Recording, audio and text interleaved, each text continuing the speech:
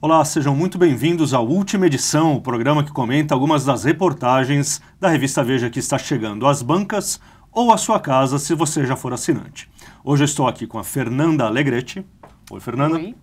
Para comentar a capa desta semana, que se chama...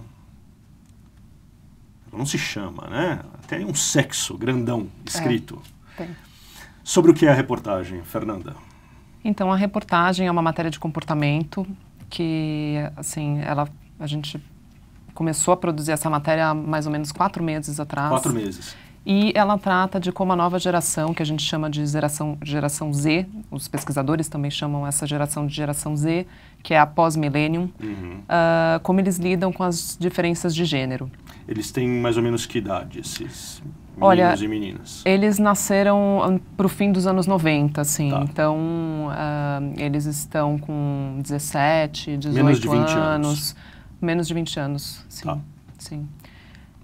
E, enfim, como eles lidam com a diversidade de gênero e como eles lidam com a própria sexualidade. Muitos deles dizem que isso não é...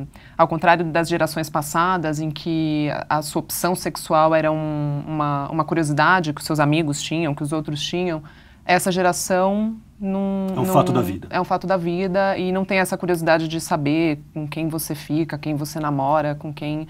Quer dizer, a curiosidade deve existir, mas o jeito de lidar com essa curiosidade é completamente diferente, sim, né? Sim. Muitas das tensões que tinha em torno... Imagino que seja isso, né? A gente mostrou a dupla de abertura da reportagem, que tem o que parece ser um erro de digitação, mas não é, né? Não é. Amigues para sempre. Por que amigues? Porque um traço forte dessa geração é também levar para o português digamos assim, essa discussão da diversidade de gênero. Então, se você falar os amigos ou os alunos, isso está implícito ali um artigo masculino, eles optam por usar um X ou um E para que fique neutro. uma coisa totalmente neutra. Então não é nem amiga nem amigo. É um Amigues. Muito bem. Fernanda, você mergulhou nessa apuração por diversos ângulos. Eu li a reportagem, até falando com psicólogos, com educadores e tudo mais. E você disse que é um comportamento típico da geração Z, que tem essa idade que a gente apontou, né? E os mais novos, hein? É possível detectar esse comportamento em crianças, por exemplo? Ou é nessa idade em que essa molecada está que essa fluidez aí com o comportamento sexual começa a aparecer? Então, como a sexualidade acaba sendo um tema mais latente assim, na adolescência, acaba que isso fica mais presente. Mas o que eu percebi, assim, inclusive visitando escolas, é que as novas gerações, os pequenos, eles também tratam isso com muita naturalidade. Então, eu imagino que quando eles, assim que eles chegarem à adolescência, vão tratar esse assunto da mesma forma ou até, enfim, com até mais liberdade com que a geração Z trata. E o desejo é tão flutuante assim mesmo? Então, pouco. Eles falam muito dessa, não quero um jargão deles, assim, eu não sinto necessidade de me definir, de definir qual é o meu gênero, ainda que eles namorem pessoas do sexo oposto, que sejam heterossexuais. Mas a maioria não, a maioria tem uma definição sexual ali, ou para namorar mulheres ou para namorar homens, e não fica assim entre um e outro. Isso acontece, mas é mais incomum. Então, quer dizer, o discurso é um pouquinho mais forte do que o comportamento, talvez? O discurso é de tolerância, assim. Então, eles se posicionam dessa forma para não eliminar nenhuma outra possibilidade dessa forma. Mas eles acabam, em geral, têm já uma certeza do parceiro que eles querem, do sexo do parceiro que eles querem. Muito interessante, a reportagem é importante, né? Bem legal. Parabéns. Obrigada. Bom, vamos adiante, destacar outras coisas dessa edição. Uma outra matéria de peso e de fundo, né, que demandou algumas semanas aí para ser preparada, fala do fenômeno Minecraft. Este senhor que está aí segurando uma espada digital é o inventor do joguinho Minecraft. Você joga Minecraft, Fernando? Não jogo e não sabia do que se tratava até ler a reportagem, porque eu não tenho crianças e adolescentes em casa. Então... Veja, vem em seu socorro. Com certeza. Muito bem. É um jogo sueco, certo? Este senhor se chama Marcus Persson. A produtora que inventou Minecraft se chama Mojang, ou coisa que o valha, não sei se a pronúncia é exatamente essa. O joguinho foi criado em 2009 e em 2014 a produtora foi vendida por 2,5 bilhões de dólares para a Microsoft. Porque o tal do Minecraft virou um fenômeno que hoje tem cerca de 100 milhões de fãs ao redor do mundo. Menos eu. Menos você, Fernanda Alegretti. Mas quem sabe você vai ser convertida pela... Serei, quem sabe. É muito bacana porque, assim, o que o Minecraft permite que você faça, e eu conheço o jogo, é criar o seu mundo. Tá. Então, para cada jogador, abre-se a possibilidade de criar um mundo específico. Nunca é o mesmo. Tá. O algoritmo lá do joguinho sempre vai criando uma possibilidade nova. Então, você vai lá, constrói a sua casinha, você